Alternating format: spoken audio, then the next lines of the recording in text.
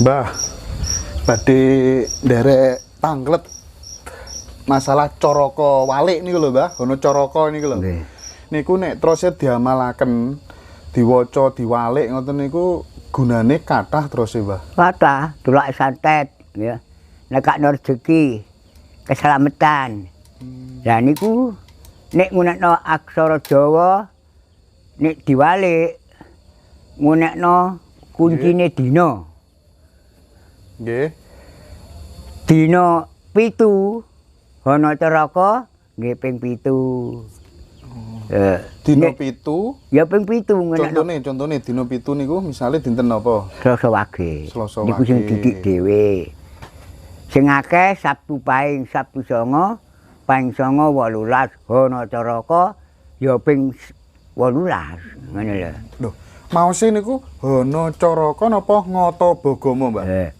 Hana Caraka Datasawala padha jayanya mangga bathanga. Nggih. Ngata Bagama Nyaya Jadapa Lawasatada Karacanaha. Iku sak ngantuke sak budale sukma. Bales 50, bales 100, bales 1000. Nggih. Pokoke betah melek ya akeh. Napa karepe? Keturutan. Napa niate? Nah. Nuju angen-angen apa kepengin apa? Nggih niku aksara Jawa niku diwalik. Ya dibelajari ngerti. Tolak santet, Ya. keselamatan, Ya. kerezekian saged. Ya, iso perang aku Perang. penjabat nggayuk napa? Oh, jabatan, Nggih, kayak jabat kepengin bupati, dadi lurah, dadi napa man, njaluk itu kok wirite ngene iku Ngata Bagama niku. Nek masalah jumlahe wau kok terusé digengken napa nyesuaiaken kalih dintene, Mbah. Iya, iku kuncine. Oh. Kunci iku kanggo mesthekno hitungan Jawa. Nggih, nggih. Jawa kadun iku dina itu kok Jawa lho iku. Tapi ngoten niku sakniki tiyang Jawa pun kecalan nggih, Mbah nggih. Pun supe. Ilange nggih dijajak sirik muslik niku lho. Oh, dijajah sirik musik. Ya, iku sing nggerakno ngilangno tatanan. Wong dhewe iki lho gak iso nggawe ilmu. Sing gawe ilmu ku wong tuwek biyen, anane gawe ilmu iku cek gak diterjang bangsa alus, lelembut. Niku. Cuma jarane ya gampangno iku mang lho. Jare muda. Muda sapa? Ya nek iso iku muda dulure iku. Sing lair bang sedina diruwat dibancaki. Ya niku. Benulan dibancaki. Dadose sing layak dipuja namung sedulure sing lair. Sing lair bang sedina. sedina. Ya niku.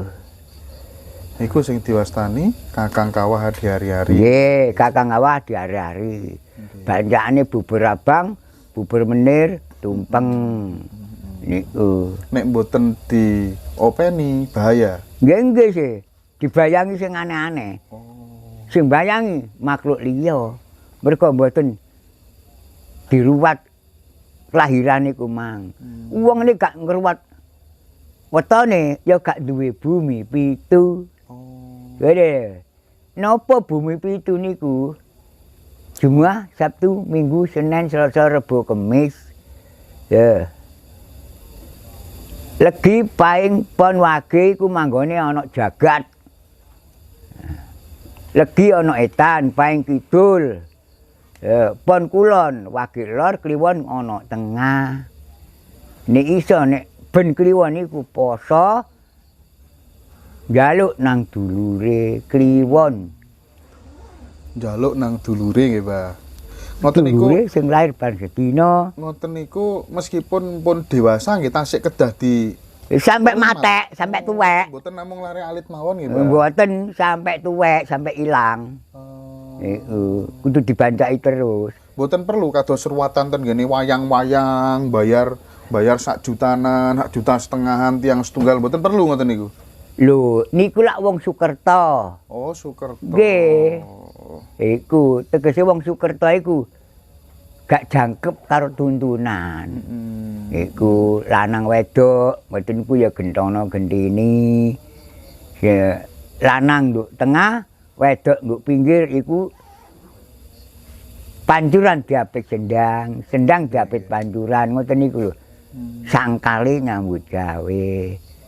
Ya. Cuma nek dol tinuku bakul kulak niku dikongkon dina sing munggah. Dina sing munggah niku pripun, Mbah? Dina sing munggah iku sing hitungan ping 3 iki munggah. Iku. Sampeyan rungokno, hitungan ping 3 iku munggah. Selasa Kliwon Rebo Legi Kemis Pahing. Selasa Pon Rebo Wage Kemis Kliwon, gitu. Iku sing dina munggah. Niku nek didamel Nah, Kemis Sabtian. Legi, Jumat Pahing, Sabtu Pon niku lak munggah to. Nggih, Iku kanggo dodol, marung, nyales, oh, kanggo miwiti niku lho. buka usaha. Nggih. Kersane. Cuma cara rungokno. Wong cilik-cilik, arek-arek sing biasa dodol, rungokno mbah. Iku. Nek bancaan dodolan iku aja nganggo iwak. Kenging napa, Mbah? Cek gak digawe iwak-iwakan. Terus damele napa? Telur. Cukul-cukulan. Oh. Ndok ku ya gak oleh nyawa kok. Mangan nyawa. Cukul-cukulan. Ya. Godhong sawi ya. Tempe angsal, Mbah. Tempe ya, Tempe cambah, tahu. Oh, nggih. mie ngoten niku lho. Bangsa sing cukul. Kacang lanjaran. Oh niku enten pengaruhe, Mbah. Pengaruh nggih iwak-iwak niku mang lho. Budole wong dodol iku lak pengen semi to. Pengen modot to. Lah iya, pengen modot kok iwak-iwakan. Itu utang uang. Oh, ngoten. Ngene Nggih, enten maknane sedaya nggih. Nggih, ana manane kabeh.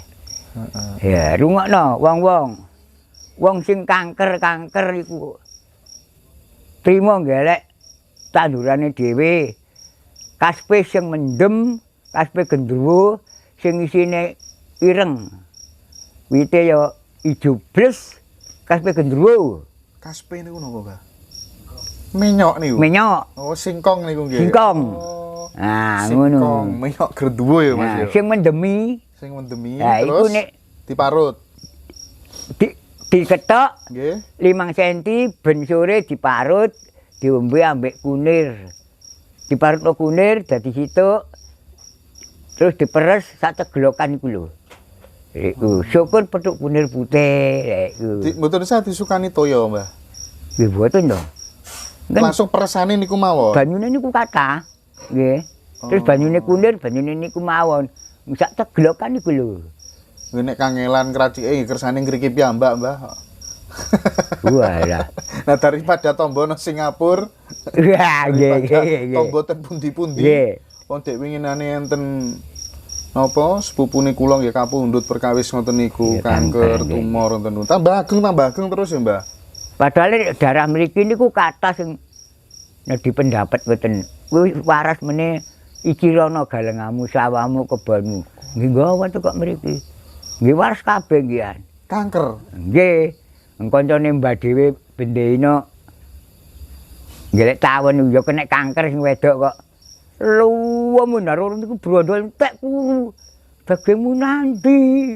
Ya tiyang mriki jan Mojokerto. Terus kula kenging nelateni niku kasih gendruwo saiki kaya babi. Kedah telaten, Mbah. Iya. Pinten wulan biasane warasi ngoten niku? Boten yo kadang 10 dina ke wis krasa kok. Oh, pun kraos enten perubahan nggih. Nah, cepet niku cepet. Gratis sisan ya, Mbah ya.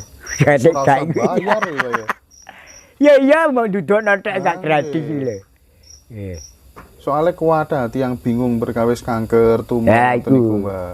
Yang manis ku kadang sing bingung ya. Kencing manis lah niku wau dek winginane niku pun jenengan terangaken. Nggih. Damel napa winginane sik kemiri. Kemiri digoreng Nggih. terus Kalih diulek. sego sak pucuke entong. entong nggih. Ah. Tapi ngen sampean pun ana sing mbuktekno tak gurung. Dereng Tahu. enten sing anu kok, Mbah, dereng enten sing gerah niku, Mbah. Nggih. Mungkin nek enten nek kula sanjangi ya, Mbah. Nggih sampean utamakno. Heeh. Jadi teman-teman yang mau ke rumahnya Mbah Jo itu kalau udah sampai di Kecamatan Ngusian, ketik aja desa napa, Mbah? Desa Kromong. Kromong, Pudak ya. Sili. Kromong Pudak Pudak Sili, Sili, ya. teman-teman, biar nggak ada yang kesasar Iya. ya. Jadi niki nderek pundi, Mbah? Mojokerto, Mbah? Jombang. Oh, nderek Jombang. Jombang Musian. Kromong Pudak Sili. Kalau bawa mobil nanti mungkin bisa jalan lah sekitar ya 10 menitan. Jalan ke rumahnya Mbah. Kalau malam hari juga ada lampunya. Terus niku wau nggih, Mbah, perkawis kanker niku sing paling penting nggih, Mbah nggih. Penting iku. Soalnya Kaspe kathah pandemi. tiyang kapundhut lho, Mbah nggih. Nek Perkawis niku. mendhet kaspe gendruwo iku sakwite. Nggih. Sakwite adine ngetoki nggar 5 sente iku kaspe situk tasik dadi 10 dina. Oh. Tapi nek mben sakwite ya basa. Nggih, nggih, nggih. Kudu sakwite digomule. Sawite. Nggih, Diketoki 5 cm. 5 senti. Mboten saya digodhog riyen niku nggih. Nggih mboten dipek banyune kok. Pek peresane Nah, telone nggih. terus dicampur kalih Kunir. kunir. Kunire saentene nek mboten enten putih nggih kuning niku. Nggih, sak uku ngeten lho. Sak uku Oke. kathah. Sak camplang niku lho. Sedinten diunjuk ping pinten, Mbah? Ngene jange tilem tok sore niku lho. Bengi. Jange turu gawe, jange turu gawe. Nek mboten sadya sera-seraken sing anu niku, sing Mboten. luka mboten nggih. Mboten. Sing dioserno nggo lokak niku nggih minyak tolo niku. Minyak tolo. Nggih. Minyak tolo niku. Mesti minyak tolo niku nggih. Cocok kanggo ngoten niku. Kanggo napa mawon? Niku lak nek kanker, nah nek liver, Mbah. Liver sing ati nyerang ati niku, Mbah. Liver. Liver tiang kaken pikiran kados kan kadang kan anu, Mbah. Keserang liver ngoten niku, Mbah. Nggih. Penyakit dalem ngoten lho, Mbah. Diinumi napa niku kersane saged saras, Mbah? Niku angel. Angel. Nek semerep woi trengguli Woe trengguli. sing kados bedes. Sak menten sak driji dawane 50 utawa 40 cm. Ya. Bisa sak driji ngeten kaya pecut apa buntute bedes iku lho. Nggih. Wit wae kaya iku, kembange kuning, nggih niku trengguli. Niku dinapake. Digodhog kaya Digodhog. wedang niku lho. Sedaya penyakit obate tenalas enten, Mbah nggih. Nggih. Kalih niku napa mojo sing ana rine. Niku nggih marasno niku liver. Iwak bulus sing marasno wedang. Iwak bulus. Iwak bulus. Tapi- Panas niku. Tapi angel ya, Mbah nggih. Mboten. Ning kali kathah kok. Oh, tasik kada bulus ten. Nggih. Anu ten lepen nggih. Nggih kathah. Alit-alit ngoten, Mbah. Mboten. Mbon lumayan nggih. Niku saged damel tombo nggih, Pak Bulus Ada niku. sing sak kintal, ada sing 2 ton. Ada sing 10 ton. Bulus niku. Cuma gak ana wong loro nek gak mbah. Mbahku tau diketoki bulus iku. Ora kurus kok. 5 meter iku bulus. 5 meter. Nggih. Kayu ngoten niku ditumpaki rebah kok. Terbudi, Mbah. Ya tenalas mriki. Bulus 5 meter. Nggih. Tapi mboten gaib niku. Nyata. Mboten kata wong ngerunggian kok. Semerep kayune rubah tapi gak ero buluse. Niku. Kayu Nanti ditubak. disanjangi tiang, Mbah. Tenalas kok kayu rebuah kabeh sampai sak ngono mbah niku napa, Mbah? Kon ro temen ta? Nggih. Aduh. Iku bulus. Ya kukune ku sak menten iki lho. Kukune bulus. Bulus niku sing mriki niku kena ngorek gunung. Pinggire bulus sing nisor dodone niki. Niku nek mekar sret mlebu gunung niku. Oh. Niku. Ngantos sakniki nggih, tasih enten. Mpun mlampah, Men pelampah. mpun mlampah. Kak pertek mboten sedeng jebol. Sak lintune bulus napa mawon, Mbah, sing binatang kewan-kewan sing aneh-aneh ngoten niku. Tapi mboten. Darang ana wong ngerombak, gak kena ditiru. Gaibe menungso piyambak-piyambak nggih, Mbah nggih. Darane gae mboten ngurut temen kok. Nyata ngene niku nggih. Nggih. Tapi jarang sing ngertos. Nggih. Babi sak gunung, sak kitang sak gunung. Tapi ya kitang biyen pek ning ngoten. Sak pinten, Mbah? Mosok enten kidang gak gunung niku, Mbah? Enten. Jadi sinten gak ono. Ngoten niku ngertosi jenengan siang napa dalu, Mbah? Awan napa dalu, Mbah? Jam 4 sore niku. Oh, jam sekawan Nek sore. babi niku. Kaya mriki babi enten sing 2 meter kok. Dhuwure niku. Nek sing babi gedhe niku oh niku nek diarani. Nek macan enten batasan. Kata cuma Mbah mboten pernah ngoten niku. Terus kok enten harimau Jawa niku leres apa mboten, Mbah? Mboten. Mboten wani. Mboten wani. Mpun dikek amanah Mbah nggih cuma mboten wani. Nonton buka nggih. Nggih mboten. Demel napa? Mboten. Nggih kaya ngupel ngono bae. Nggih. Nah ngertos ngoten-ngoten niku ngeten gene alas kisaran ngriki, Pak? Nggih darah mriki mawon. Oh. Nggih. Kirangan. Mboten saged. Nek kados lambung pripun, Mbah? Enten tambani napa mboten? Enten. Lambung napa, Mbah? Tambani napa, Mbah? Nggih disabuki simbukan niku lho. Oh, godhong Coba ini. simbukan niku. Digodhokno simbukan mawon. Enjo niku simbukan. Enjoy. Diterapi tawon niku ya waras. Lambung niku. Nggih disuntik slep ngeten lho. Mriki lho. Oh, kaki Nggih. Mriki. Nggih kathah wonten gene Tuban nggih enten Mbah terapi tawon damel stroke, damel sakit-sakit niku ngoten niku. Nek terapi niku pundi sing nggone lara. Lah niku. Oh. Kok stroke kok sikil ya sikil. Mergo kan stroke niku bedugal mecah sing darah mandek niku lho. Dadi ubate tawon jelep iku kiambake pecah. Uci-uci niku man bendol sak menten Ical. ical nggih. Ical. Masih demblok-demblok ilang kabeh. Tapi udah niku wau. Mboten terapi sakit, tawon. Mbah. Mboten sakit, Mbah, dintup tawon ini niku. Celengit ngoten, Mbah. Nggih kados semut niku lho. Heeh. Tapi nek tombo nggih mboten nggih waras to. Heeh. Tombo waras. Masih dintup apa piyambak nggih mboten masalah, Mbah. Nggih mboten ya, tambah enak. Oh. Menawi kedah tiyang khusus ngoten lho maksudnya kula. Nek saged ya diombeni anake tawon, lambung iku liper bareng. Tombone mok niku tok. Tawon mpleke tawon. Nggih lho, Nggih. liper. Nah niku. Terus